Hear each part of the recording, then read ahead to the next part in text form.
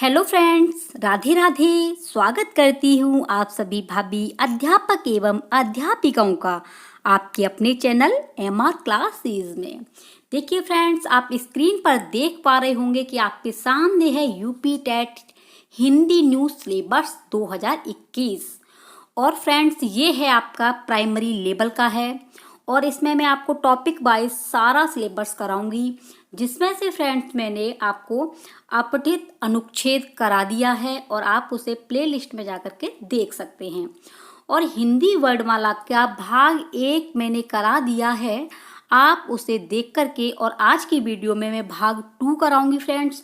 और भाग 2 में आपके जो है वर्णमाला संपूर्ण कराऊंगी, इसलिए आप वीडियो को पूरा देखें और अपने फ्रेंडों को शेयर करें, जिससे उन्हें पूरा सिलेबस की जानकारी मिल सके। तो आज जो है हिंदी वर्णमाला स्वर एवं व्यंजन का भाग 2 है, और भाग 2 देखने से पहले हमारा पहला भाग जरूर देखें। तो फ्रेंड्स चलते हैं।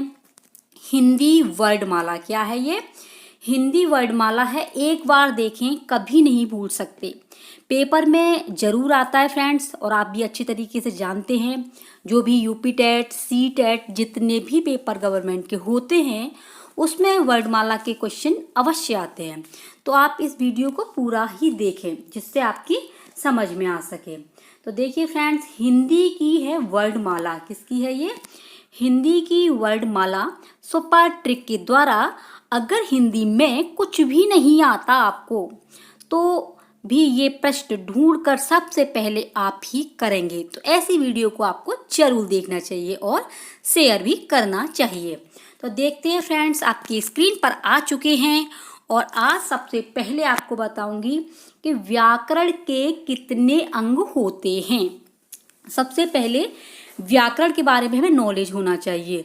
तो व्याकरण कहते हैं जो शुद्ध ज्ञान हमें प्रदान करता है, उसे हम क्या कहते हैं फ्रेंड्स? व्याकरण। और व्याकरण के अंग या भाषा के अंग कितने होते हैं? तो वो होते हैं आपके 3। नंबर 1 होता है वर्ड विचार, नंबर 2 है शब्द, और नंबर 3 है वाक्य। सबसे पहले चलते हैं वर्ड विचार पर, यानी हम वर्णमाला की बात करते हैं। तो वर्ड कहते किसे है? तो फ्रेंड्स, वर्ड कहते हैं भाषा की सबसे छोटी इकाई, भाषा की सबसे छोटी इकाई जिसके द्वारा ध्वनि टुकड़े नहीं किए जा सकते, जिसके या ध्वनि के टुकड़े नहीं किए जा सकते, उसे हम वर्ड या अक्षर कहते हैं। यानी भाषा की सबसे छोटी इकाई को हम वर्ड कहते हैं। ठीक है फ्रेंड्स, नेक्स्ट है हमारा वर्णमाला। ये वर्णमाला क्या होती है, किसे कहते हैं वर्णमाला? तो वर्णों के व्यवस्थित समूह को, किसे? व्यवस्थित समूह को वर्णमाला कहते हैं। देख पा रहे हैं आप अच्छी तरीके से।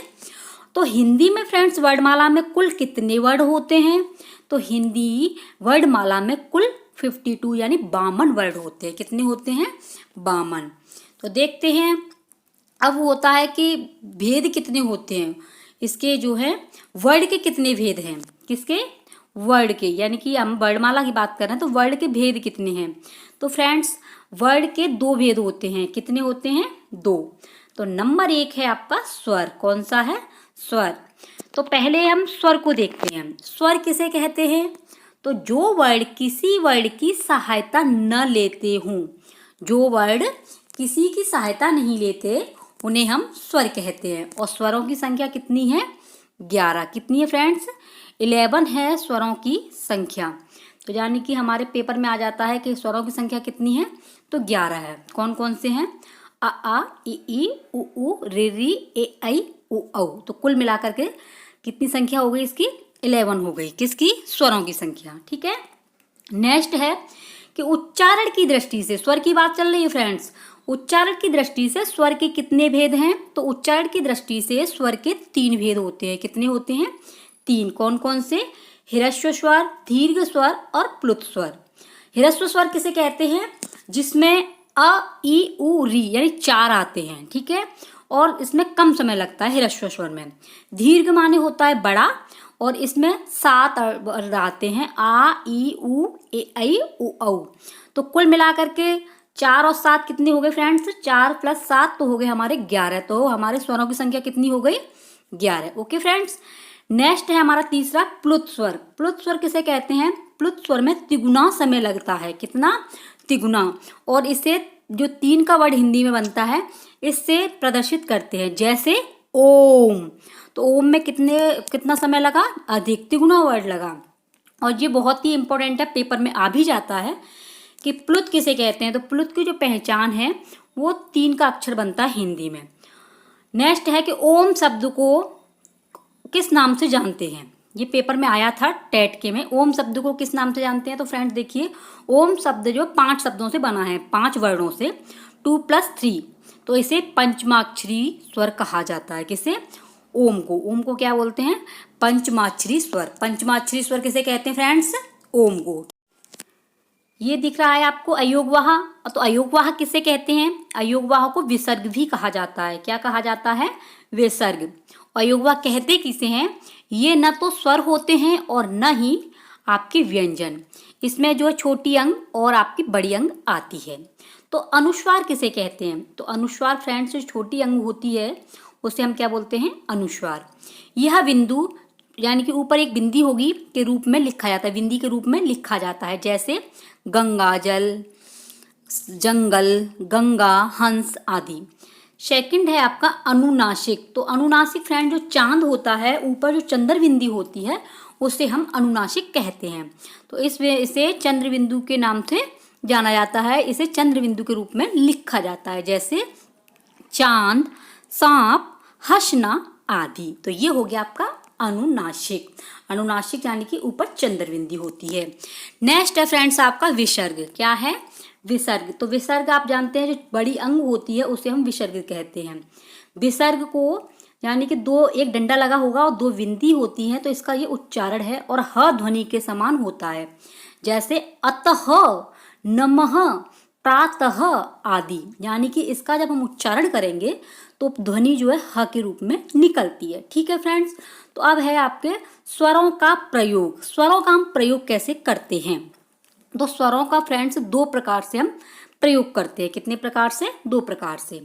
कौन कौन से, नंबर 1 है आपका मूल रूप में स्वर का प्रयोग, और नंबर के रूप में स्वरों का प्रयोग।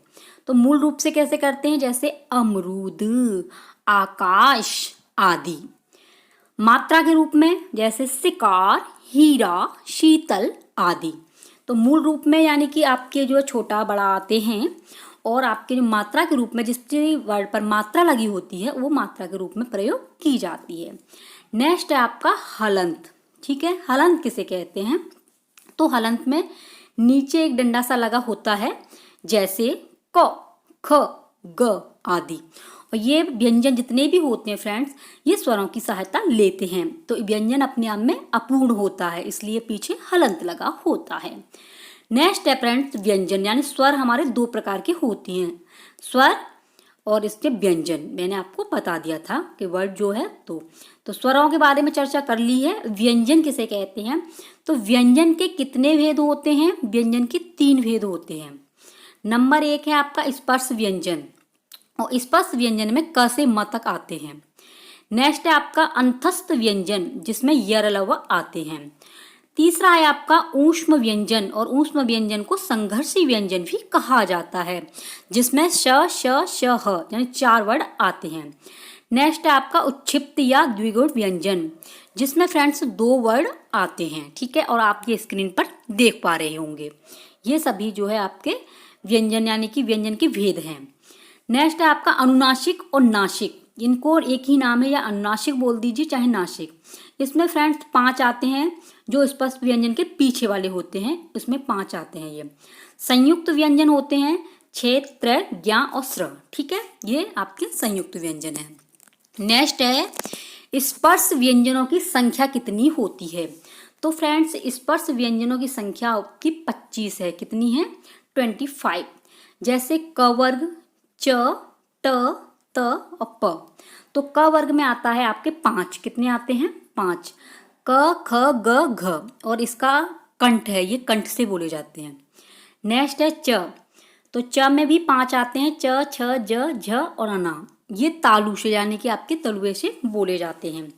नेक्स्ट है आपका ट, और ट जो है आपका मूर्धा, यानी कि इसमें जीभ मुड़ जाती है, और इसमें भी 5 आते हैं, ट, ठ, ड, अड़ा, ण। नेक्स्ट है आपका दंत, जो शब्द दांतों से बोले जाते हैं उन्हें हम दंत व्यंजन बोलते हैं, जैसे त, थ, द, ध, न। नेक्स्ट है आपका प, और प में भी आपके 5 आते हैं, प, फ, ब, भ, म, जो होठों से बोले जाते हैं। और आप फ्रेंड्स एक बार खुद बोल करके प्रयास करना, तो आपको इनके नाम स्वतः ही याद हो जाएंगे।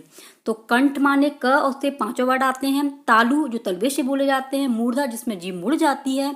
दंत, जो दांतों से बोले जाते हैं। और ओष्ठ, जो होठों से बोले जाते हैं। तो फ्रेंड्स ये हैं आपके 25, और इनका आप स्क्रीनशॉट भी ले सकते हैं। नेक्स्ट है आपका अंतस्थ व्यंजन। तो अंतस्थ व्यंजन कितने होते हैं? इनकी संख्या फ्रेंड्स 4 होती है। कितनी है? 4। य, र, ल, व। ये पेपर में आता है कि अंतस्थ व्यंजन किसे कहते हैं। तो इस अंतस्थ व्यंजनों की संख्या 4 है, य, र, ल, व।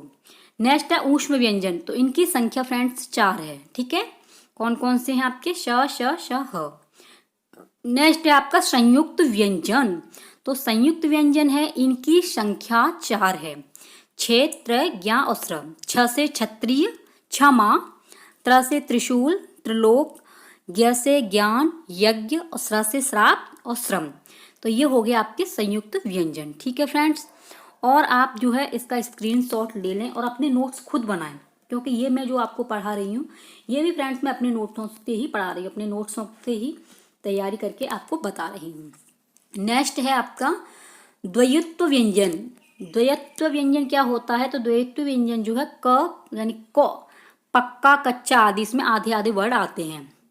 अतिरिक्त व्यंजन द्विगुण, ये मैंने आपको बताया था, ड़ और अड़ा, इन्हें उच्छिप्त व्यंजन भी कहते हैं। इस प्रकार हिंदी वर्णमाला में 11 स्वर और 33 व्यंजन होते हैं। 4 संयुक्त व्यंजन, 2 अतिरिक्त व्यंजन, 2 अयोगवाह। तो कुल मिलाकर के आपकी वर्णों की संख्या 52 हो गई। गिन लेना इन्हें। ठीक है, नेक्स्ट है शब्द। शब्द किसे कहते हैं?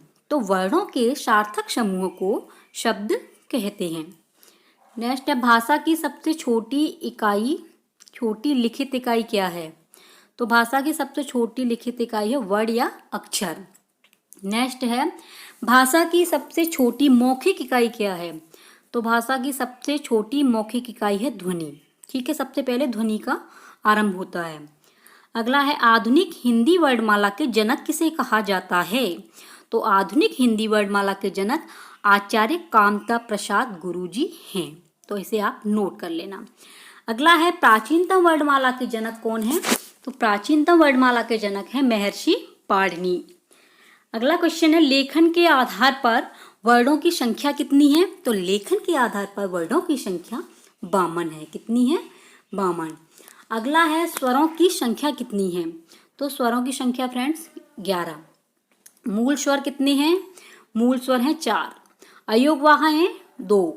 उच्चारण के आधार पर स्वर कितने प्रकार के होते हैं? तो उच्चारण के आधार पर स्वर 3 प्रकार के होते हैं। अग्र स्वर, मध्य स्वर और पश्च स्वर। अ, इ, ऐ ये आपके अग्र में आते हैं, मध्य में अ आता है, और पश्च स्वर में पश्च स्वर जो होते हैं ये बहुत ही इंपॉर्टेंट है, ये आपके पश्च स्वर कहलाते हैं। नेक्स्ट है होठों की स्थिति के आधार पर वो कितने प्रकार के होते हैं वर्ण? तो ये आते हैं आपके व्रतमुखी और आवर्तमुखी। व्रतमुखी में ये आते हैं और आवर्तमुखी में ये वाले। क, ख, ग, ज, फ ये उर्दू, फारसी और आपके आगत ग्रहित हैं। ठीक है, अगला है फ्रेंड्स वर्णमाला को आप एक नज़र में देख लीजिए। स्वरों की संख्या है 11, अयोगवाह स्वर हैं 2, तो कुल मिलाकर के हो गए हमारे 13 कुल स्वरों की संख्या। स्पर्शी व्यंजनों की संख्या है 25। द्विगुण व्यंजन हैं आपके 2, अंतस्थ व्यंजन है 4, ऊष्म व्यंजन है 4 और संयुक्त व्यंजन है आपके 4। तो आपके जो हैं ये हो गए आपके कुल वर्णों की संख्या हो गई 52। तो ठीक है फ्रेंड्स, आप इसे शेयर करें। और प्रश्न है हमारा कि वर्णों की संख्या कितनी होती है और स्वरों की संख्या कितनी होती है, यानी कुल वर्णों की संख्या कितनी है और स्वरों की संख्या कितनी है। प्लीज़ कमेंट बॉक्स में आप हमें ज़रूर बताएं। अच्छी लगे तो कमेंट और शेयर करना न भूलें। थैंक यू, बाय बाय, मिलते हैं अगली वीडियो।